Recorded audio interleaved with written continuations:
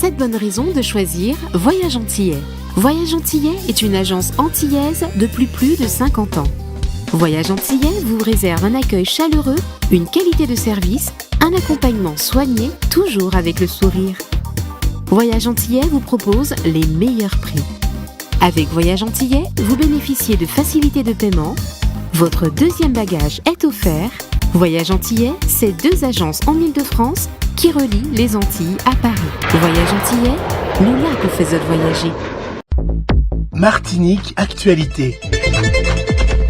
Le bilan provisoire du passage du cyclone Chido à Mayotte fait état de 35 morts, 67 blessés graves et 2432 blessés légers. Le ministère de l'Intérieur avertit que le nombre de victimes pourrait augmenter, la recherche des corps se poursuivant. La situation reste compliquée, notamment pour le rétablissement de l'électricité, un travail qui prendra plusieurs jours avec l'envoi de groupes électrogènes depuis l'île de la Réunion.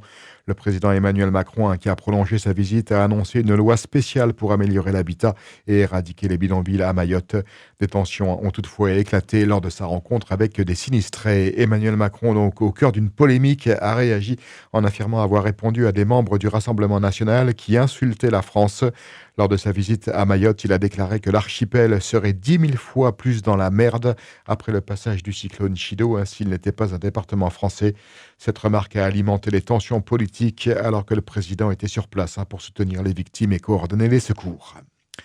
Politique locale, l'Assemblée de Martinique a voté à l'unanimité une aide de 50 000 € au Fonds de solidarité pour Mayotte, un soutien pour accompagner la distribution de vivres, de matériel de première nécessité et d'eau potable aux Mahorais sinistrés au nom de la solidarité entre les pays d'outre-mer.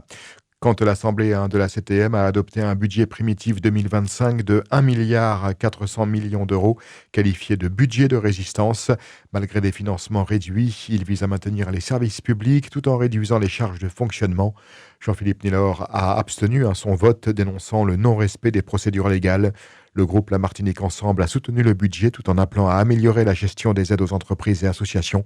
De nouveaux dispositifs de soutien aux TPE-PME comme des prêts d'honneur et un fonds de garantie ont également été présentés. Le préfet de la Martinique, quant à lui, dans un communiqué, exprime son soutien au président du conseil exécutif de la collectivité territoriale de la Martinique et aux élus locaux après la divulgation de leurs données personnelles sur les réseaux sociaux. Il condamne fermement ces actes et réaffirme l'engagement de l'État pour la protection des données. Pour aider les victimes de cybermalveillance, le dispositif 17 Cyber, accessible 24 heures sur 24, est disponible via la police nationale, la gendarmerie nationale et le site cybermalveillance.gouv.fr. Olivier Pulvar, sociologue, chercheur et professeur à l'Université Antilles-Guyane, invité de l'émission télé 100% concession sur Fusion TV, soulève la question des relations entre les métropolitains et les populations locales en Martinique. Il s'interroge sur la manière dont ces derniers créent des distances ou des proximités avec les habitants locaux. Il évoque aussi la possible réparation sociale actuelle en comparaison avec les vagues migratoires passées où les métropolitains s'intégraient mieux. L'intervenant suggère qu'aujourd'hui, certains métropolitains pourraient vivre entre eux, créant une forme d'isolement, voire un apartheid sans le nommer. On écoute Olivier Pulvar. C'est plus compliqué que ça. C'est-à-dire que ceux qui s'inscrivaient justement dans une dimension de proximité, donc qui s'intègrent, ceux-là, ils existent toujours. Donc, même dans les nouvelles vagues migratoires, on va retrouver ce type de personnes. Donc, qui sont parfaitement conscientes qu'elles arrivent dans un espace qui n'est pas le leur, qui est différent, même s'il est français, francophone et qu'il est régi par des règles françaises, il n'en reste pas moins que ces personnes tiennent compte justement de ce qu'on appelle l'altérité, la différence. Il y en a d'autres qui sont très visibles parce que généralement, c'est plutôt d'elles dont on va parler, notamment dans les médias et sur les réseaux sociaux numériques. Ce sont celles qui, justement, ne sont pas dans une démarche de proximité, mais dans une démarche de distance, voire de fonctionnement hermétique vis-à-vis de sans contact, en fait, avec un contact minimum avec la société d'accueil, la société qui les accueille. Donc, cela existe aussi. Ce qui est quand même assez surprenant, c'est de ne pas, et moi j'interroge ça, comment prenons-nous conscience d'être chez nous ici? Comment ça se manifeste, le fait d'être chez soi? C'est quoi être chez soi? Quand quelqu'un vous manque de respect chez vous, comment vous réagissez si vous êtes chez vous? C'est ça, moi, mon questionnement.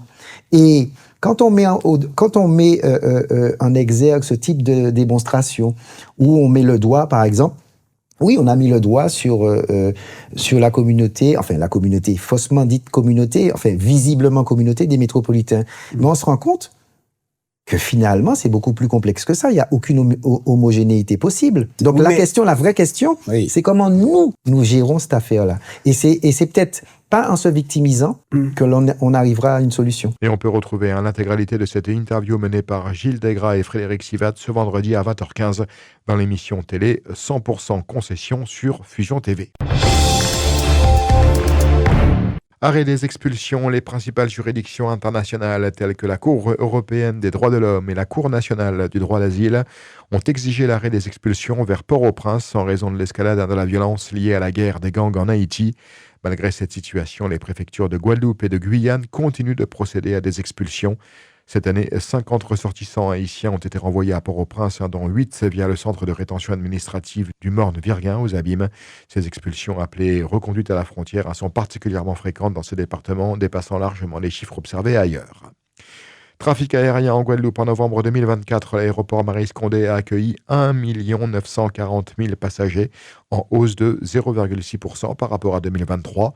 Le trafic avec l'Hexagone a augmenté de 4,5% et les destinations internationales comme Montréal et Miami ont enregistré une hausse de 25%.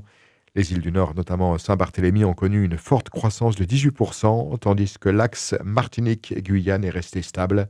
La Caraïbe a bénéficié également de l'arrivée de la compagnie Caribbean Airlines. À Saint-Martin, à l'approche du réveillon, les traditions comme le chanter Noël, bien que de moins en moins pratiquées, restent un moment incontournable. L'association Jeunesse Soualiga a pris l'initiative de réintroduire cette coutume afin de la préserver et la transmettre aux générations futures. À travers des répétitions et des événements, elle souhaite faire vivre cette tradition festive. Comme le dit une chanson populaire, « Maman, prépare les Johnny Cake, il y a Noël qui arrive ». Un joli moyen de célébrer Noël tout en honorant le patrimoine culturel local. Outremernews.fr, le site de l'actualité Outre-mer, 24 heures sur 24 et 7 jours sur 7. Retrouvez la chaîne Outremer News sur YouTube.